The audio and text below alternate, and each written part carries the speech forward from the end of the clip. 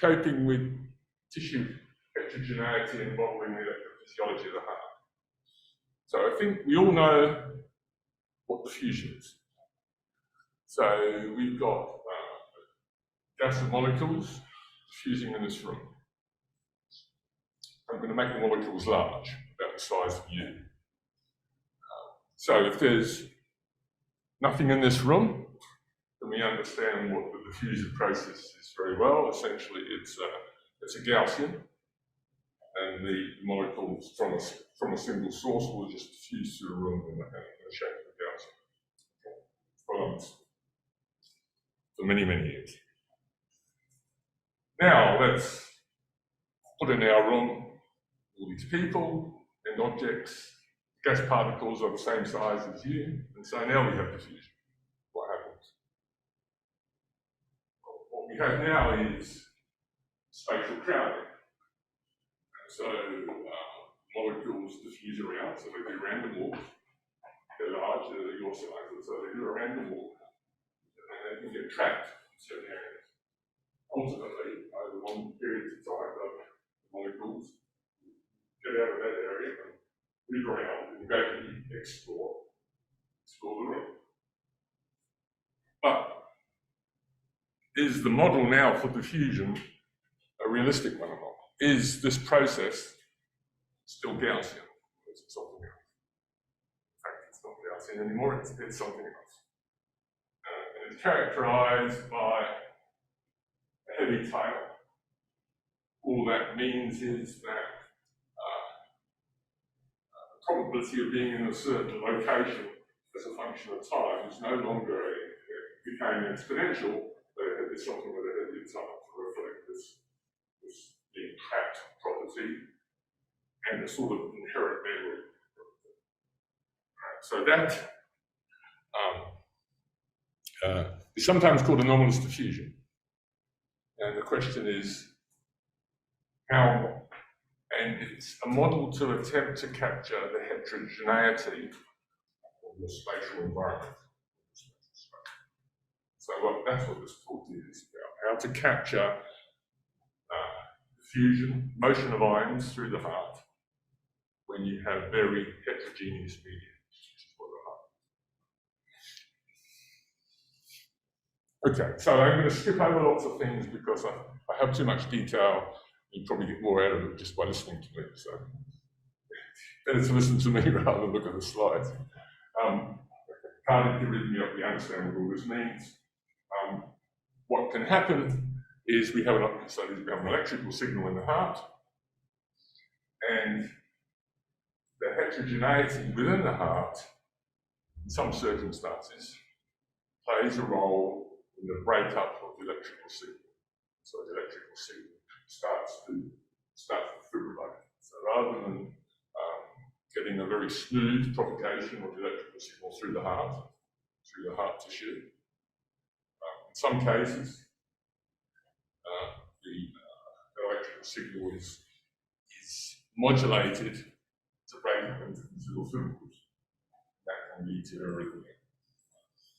And how can we understand the breakup of these electrical signals in terms of the structure of the heart, in terms of the spatial structure? So that's the goal.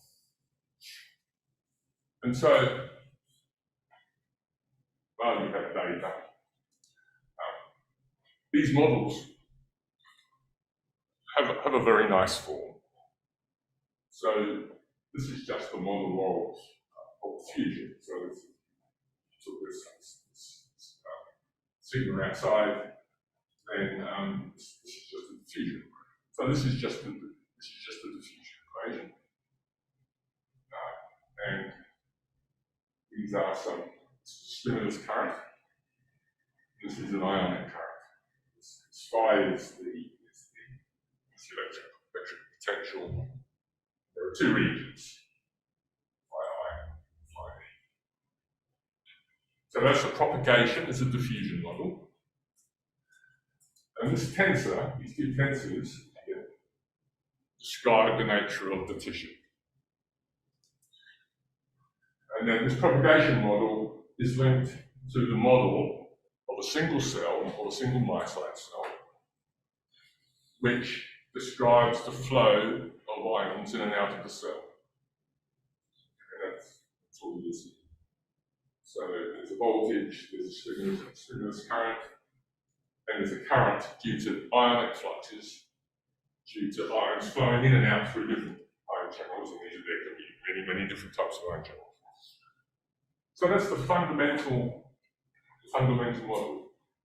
Fusion equation, partial differential equation in space, time and space, coupled to the model of a single cell, which is an ordinary differential equation. These ionic currents are more complicated things due to the channels opening and closing in a non-linear fashion based on the current. Okay, so these are the sort of models that we deal with. We know a lot about the ion channels. We know a lot about some of the parameters associated with the ion channel models. These open and closing, they're just those are a market process.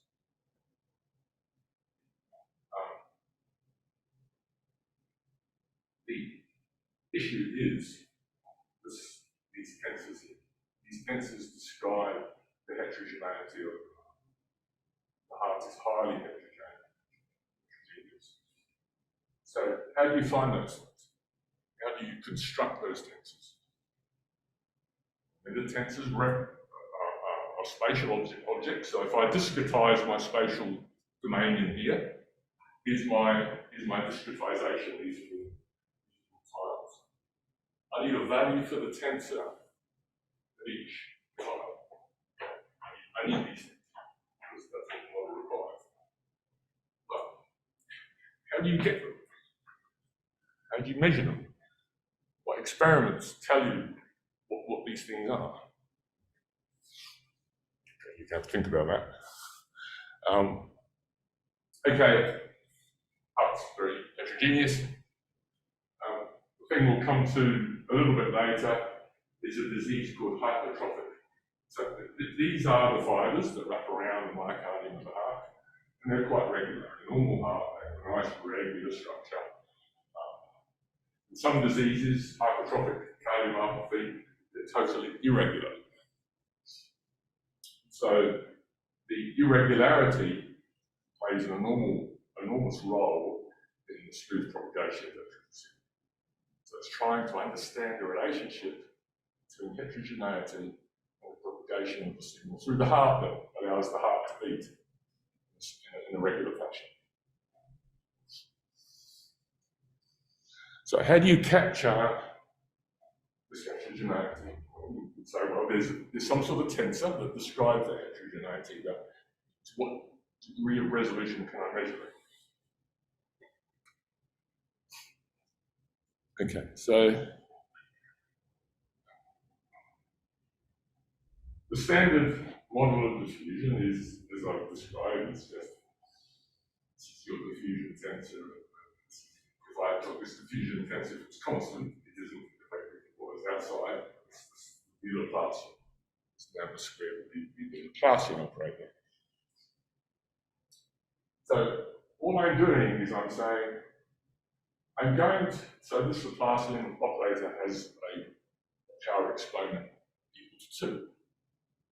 So I'm going to add 2 of these grades, add up to an operator or power 2. What I'm going to do is replace that operator value 2 by something called, well, sometimes it's called the enormous diffusion index, so alpha. So alpha is just a parameter.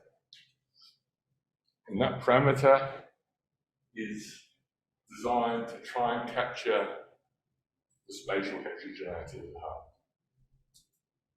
Now, how effective is that? We'll see in a minute. So what this means is that you end up with not your standard ordinary differential equation y prime equals something. You replace the derivative y prime, y dt, by a fractional power. So that's y alpha ti. This has a certain complicated meaning in terms of memory that I don't want to get into too much. But so these replace making that alpha no longer 2, in the case of the Laplacian. It's called a fractional model. It's a horrible term, I know, but it reflects the fact that the exponent is no longer an integer alpha equals 2, it's an integer between 1. A real number between 1 and 2. And that real number is trying to capture the spatial heterogeneity of the tissue. So it's of course, can it really capture all the spatial heterogeneity? Well, no, of course not. In the same way that your fusion tensor can't capture all the spatial heterogeneity of the tissue because of issues of resolution. So, I don't want to go into lots of the details.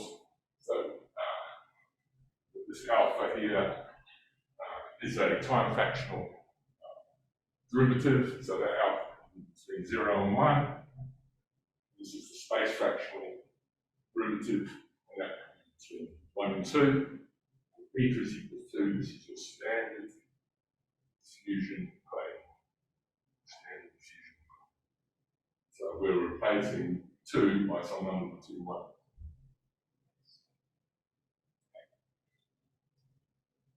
Okay, so the traditional way of doing this of modelling in the heart is through this equation here. So it's a nonlinear partial differential equation for the voltage propagating through the heart, which has 2 components: spatial component, where a B constant at the end of the fusion operator, which is a constant element outside. And then there's an ionic current, and it is described by a cell, a myosine cell. And when you solve these things, you get an action potential that typically has this peak and then propagates through the tissue that way. And this sort of phase of the action potential is when that drives the heart to contract, expand. So it's the propagation this way through tissue that causes the heart to contract and expand, to beat in a regular fashion.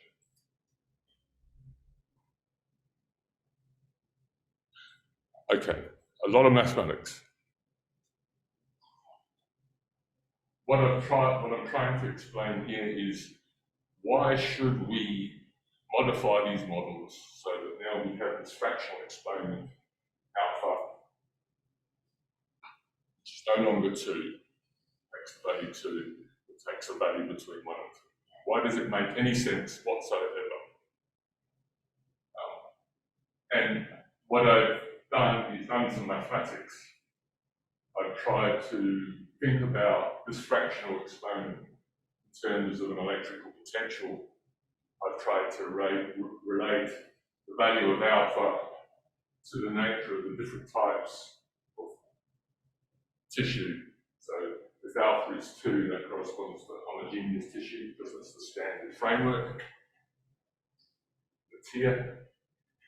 And the limit when alpha is equal to 1 corresponds to lots of tissue in homogeneities. So there's a sort of smooth continuum of this parameter alpha between 1 and 2 that is attempting to capture this heterogeneity in some simple way,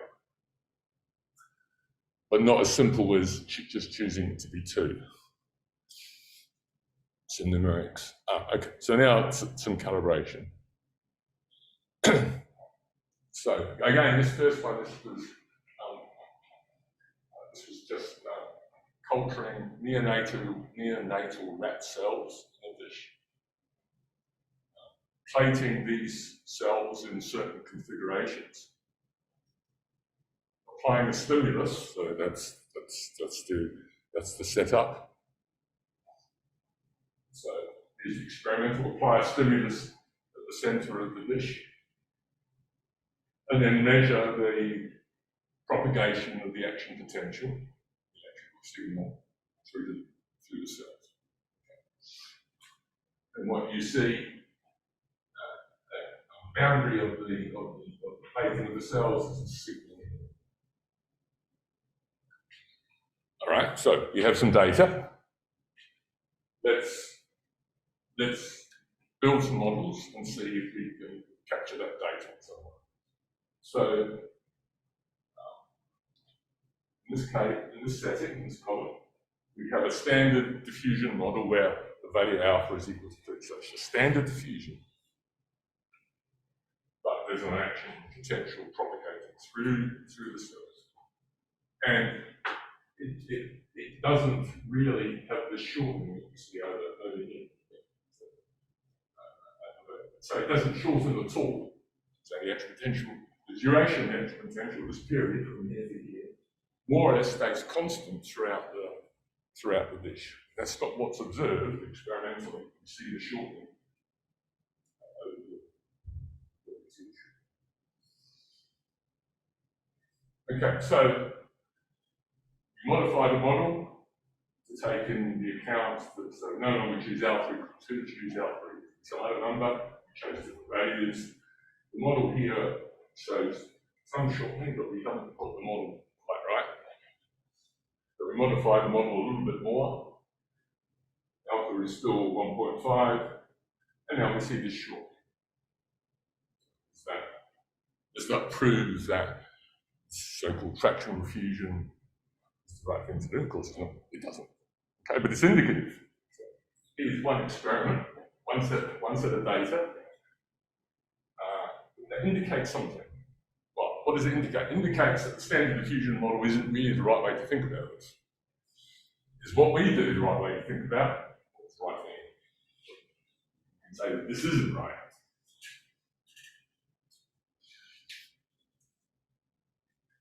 So there's something called the inverse action potential activation time. So as your signal propagates through the heart, it activates, deactivates the tissue.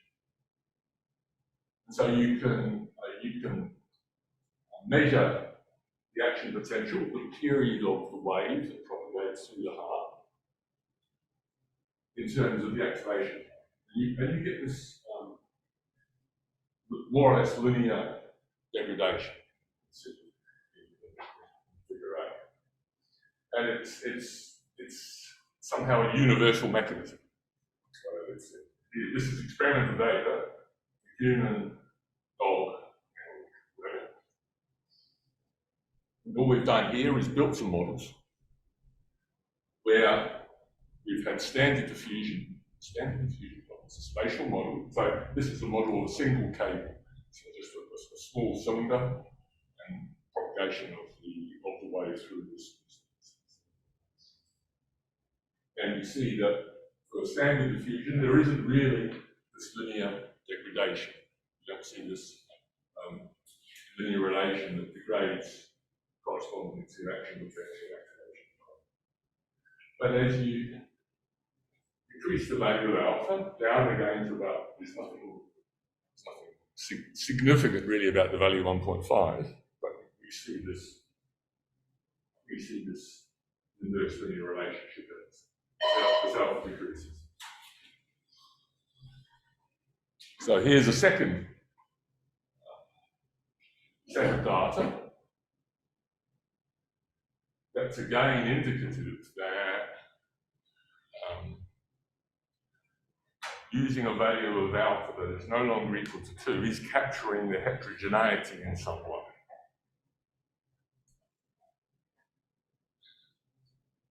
Lots of stuff here. So this is people who do brain modeling are well familiar with this. So using diffusion tensor MRI, where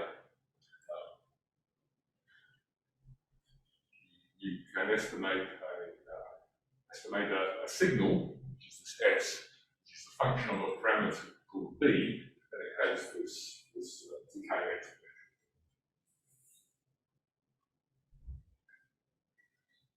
The problem is that when you look at experimental data in the brain, I've looked at the brain in this case, also in the heart, you don't often see this relationship. You don't see this, you see something else. So people have tried to say, well, maybe it's not that, but it's the sum of two exponentials, which is a better fit. But if it's the sum of two exponentials, what does that represent? Clearly, the heterogeneity of the structure in which you're doing the BT-MRI plays a role. It's not really, well, it's sort of playing a role here, but again, it's diffusion tensor and measures. So all we did was try to, and this comes from a model which is called the Bloch-Torre equation. So what we did is said, okay, there is some, let's try and modify the Bloch-Torre equation to capture some spatial heterogeneity using this value alpha that's no longer 2. But there are three spatial directions. So in fact, this alpha is going to be a tuple. It's going to have three component values to it. And you do some maths. Okay, so now what have we got here? So this is a healthy patient. So it's a human. And over is what you see from the BT-MRI. And you capture the signal by looking at the sort of eigenvalue components of the signal in the 3 directions. There's something called the apparent diffusion equation, which is just the sum of the eigenvalues, 5 by 3. There's something called fractional anisotropy, which is a fractional thing, object. And there's something that we call the apparent anomalous coefficient, beta1 plus beta2 plus beta3. So I now scaled everything, so betas are between 0 and 1. So if it was standard diffusion, each of the betas is 1, this AAC is 1 as well. And, well, here's the AAC. It isn't 1, and there is some variation through the tissue. So that's already suggestive. So here, this is done in systole and diastole, and this is a normal volunteer again. So here you see this AAC, and you see it's essentially 1. Right? So that suggests that spatial heterogeneity is not really playing much of a role in the signal that you're capturing. It's a bit different between systole and diastole, which makes some sort of sense because the heart's under mechanical stretch and strain. But here, this is one patient of a patient who's got hypertrophic cardiomyopathy. So where the fibers that wrap around the myocardium in the heart no longer align, they're all over the place. And even in systole, you can see a big variation in the difference. So this is the section of the heart, you see the 2 chambers. You see there is a big difference between values between 0.5 and 1 in systole. Whereas in the normal patient, that's essentially 1. Okay, so the hypothesis based on, here's a data set of one patient, that this idea of using this fractional exponent is no longer 1, can take a value between 0 and 1, is capturing the spatial heterogeneity of the heart reasonably well, and also in terms of its manifestation of the electrical signal that you measure with the EEG. Okay, so it's suggestive. It's no more than suggestive. It's clearly capturing something, standard model, when the values will all be 1, is not captured. Okay. So, I got, can you read it? This is one of my favourite authors. And this is a short story, a short story by Burrage. So, have a read. It's beautifully written. And then we can discuss why I have this short story here.